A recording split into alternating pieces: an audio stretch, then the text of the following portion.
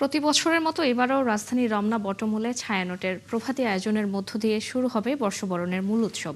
আয়োজনকে ঘিরে কোনো সুনির্দিষ্ট হুমকি না থাকলেও নাশকতা রোধে প্রস্তুত র্যাবের কমান্ডো টিম। রমনায় নিরাপত্তা ব্যবস্থা পরিদর্শন শেষে এমনটাই জানিয়েছেন র্যাব মহাপরিচালক মহিম মিজানের রিপোর্ট। বর্ষবরণের প্রস্তুতি আর উৎসবের আমেজ এখন তুঙ্গে।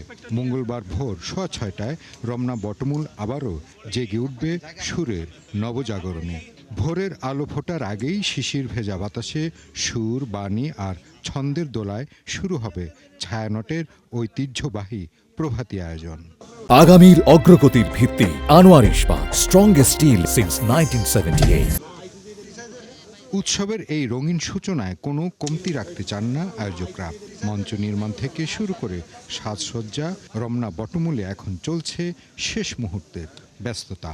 তবে এই আনন্দ আয়োজনের সঙ্গে জড়িত আছে নিরাপত্তা ইস্যু। সকালে রমনা বটমূলের সার্বিক নিরাপত্তা পরিস্থিতি পর্যবেক্ষণে আসেন র্যাবের মহাপরিচালক।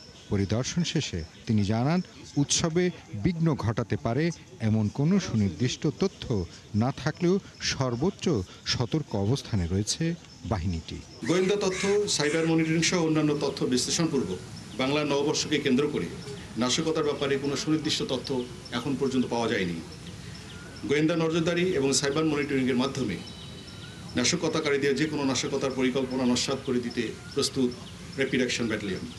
র্যাবের ডিজি আরও জানান, শুধু রাজধানী ঢাকা নয়, চারুকলার বৈশাখী শোভাযাত্রা সহ সারা দেশের সব গুরুত্বপূর্ণ উৎসবস্থলেই নিরাপত্তা ব্যবস্থা ঢেলে সাজানো হয়েছে। পোশাকে আর সাদা পোশাকে নজরদারি বাড়ানোর পাশাপাশি কাজ করছে বিশেষায়িত ইউনিটগুলো। সারা দেশব্যাপী নববর্ষ উদযাপন উপলক্ষে অনুষ্ঠান চলাকালীন সার্বিক নিরাপত্তার জন্য থাকবে র্যাবের control room, food petrol, motorcycle petrol, checkpost এবং সিসিটিভি মনিটরিং ব্যবস্থা। এছাড়া যে কোনো পরিস্থিতি মোকাবেলায় সার্বক্ষণিক প্রয়োজনীয় সংখ্যক রিজার্ভ ফোর্স রাখা হয়েছে। কেবল মাঠ পর্যায়ে নয়, পহেলা বৈশাখকে কেন্দ্র করে ডিজিটাল প্ল্যাটফর্মে রয়েছে কড়া নজরদারি।